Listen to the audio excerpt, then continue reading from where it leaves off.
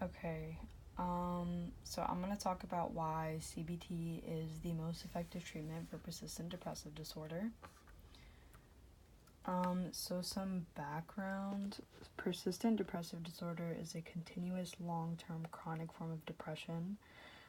Symptoms come and go, such as loss of interest, sadness, emptiness or feeling down, hopelessness, tiredness, and lack of energy. CBT is a form of therapy that explores the links between feelings, thoughts, and behaviors. It originated based off the cognitive model of mental illness, which was originally developed by Beck in 1967. And then Finn and Byrne, I thought this was a great definition of cognitive behavioral therapy. They described it as being a directive, time-limited, structured approach used to treat a variety of mental disorders.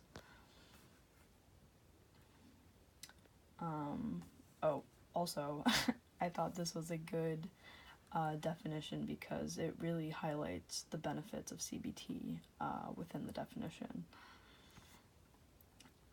Why and how CBT is effective with PDD. So CBT has been shown to lead individuals to remission of their symptoms. This is something I'm going to get into more when I talk about research studies that support my theory. It's been helpful with disorders that are comorbid with PDD, such as anxiety or substance abuse disorders. It's cost effective. It emphasizes getting better versus feeling better. I think that's a really important point because, things like medicine, antidepressants, people really think that they're just trying to feel better and they don't want to feel the way that they do anymore. And I feel like medicine highlights that more versus, cognitive behavioral therapy. You want to get better, you don't just want to feel better. Also, a great thing about CBT, it focuses on the goals of clients rather than the therapist's goals for client. And also, Dresden and Holland found in a study that it has an enduring effect that protects against subsequent relapse and reoccurrence following the end of active treatments. This is also something that can't be said about medications. So, another reason why CBT is effective with PDD. I thought this picture was interesting. I don't know if you could see it. Okay, yeah. Norepinephrine, currently known as the rage hormone, plays a big part in persistent depressive disorder in terms of the bio side of it. So it shows reduced hormone levels. There's depression, poor memory, lack of energy, concentration, and motivation. And then there's, when it's normal, and then increased hormone levels, there's an increase in blood pressure, heart rate, causes hyperactivity, anxiety and stress, irritability and insomnia. So I thought that was really interesting to include. Some studies have shown that CBT actually helps regulate this hormone a little bit. So I thought that was super interesting.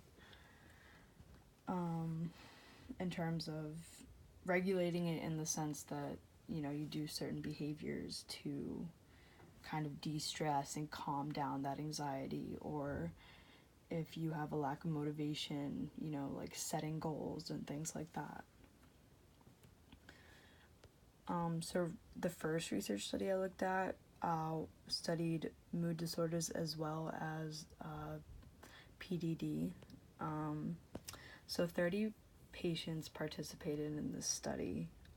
They either had persistent depressive disorder alone, or it was comorbid with anxiety or substance abuse disorders.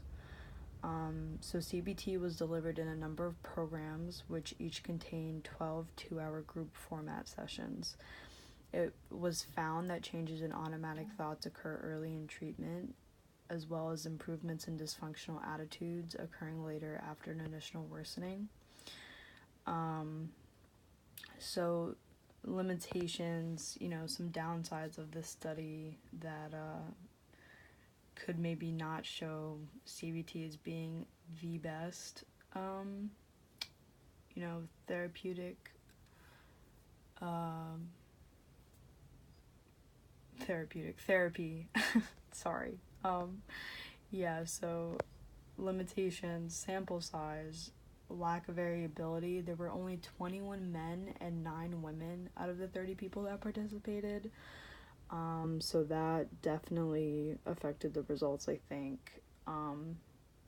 Increased awareness of cognitions brought about by therapeutic techniques could have also caused the initial worsening of the attitudes rather than, if they had naturally done it by themselves. It's like that step you get worse before you get better.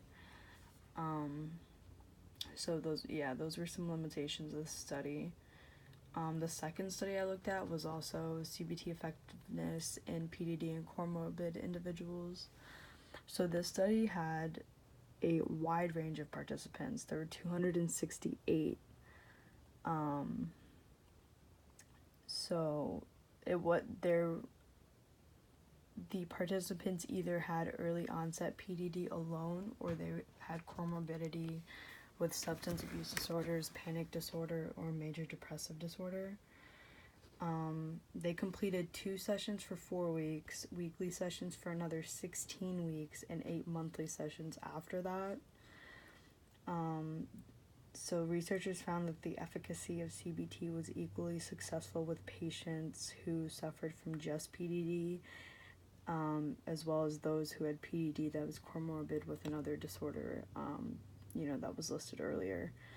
Some limitations of this study: findings regarding differences in baseline characteristics might not be representative.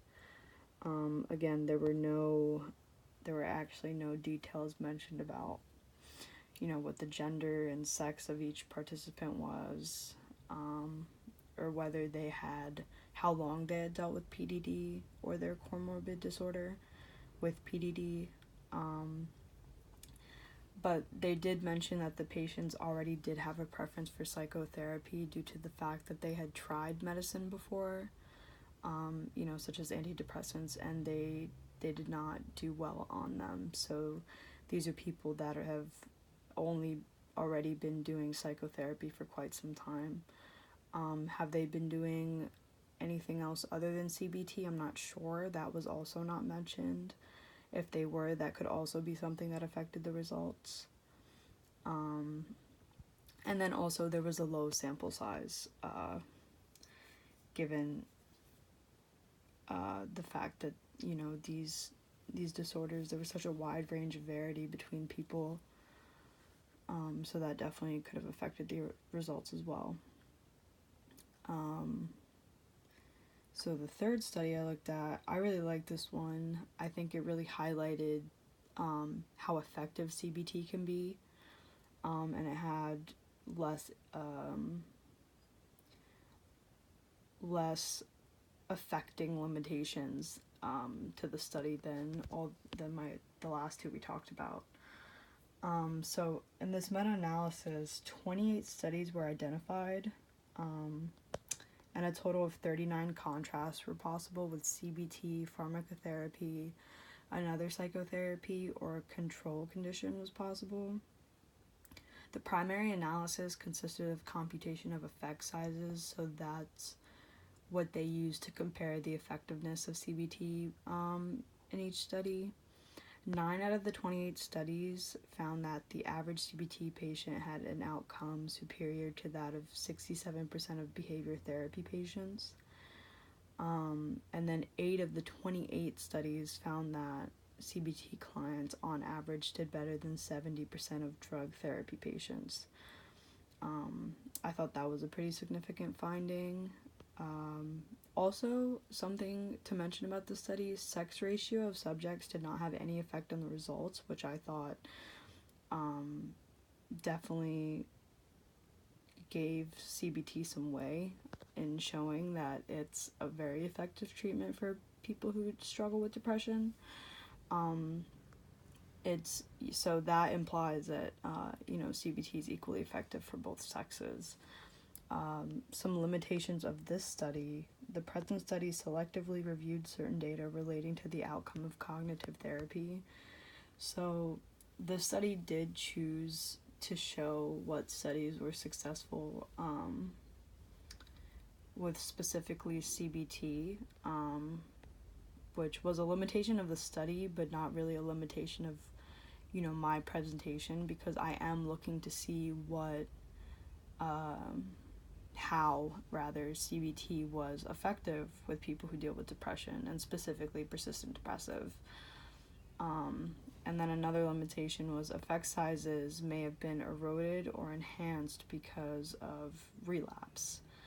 Some patients did have relapse. Some had it sooner than later, so they had to be they were put out of the study.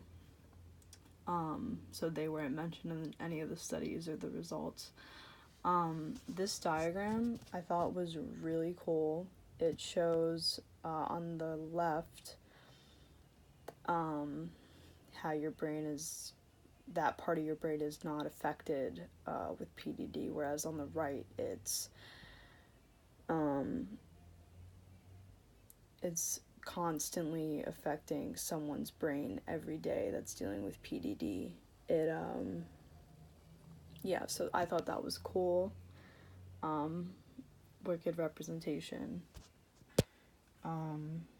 So in conclusion, while CBT has been proven helpful, there was no clear evidence that singularly shows that it's effective for PDD long term.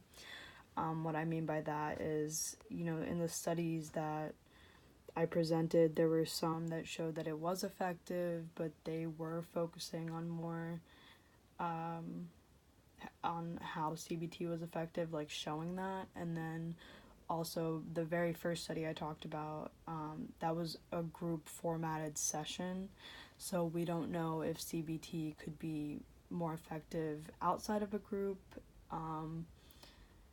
and alone as being the only treatment.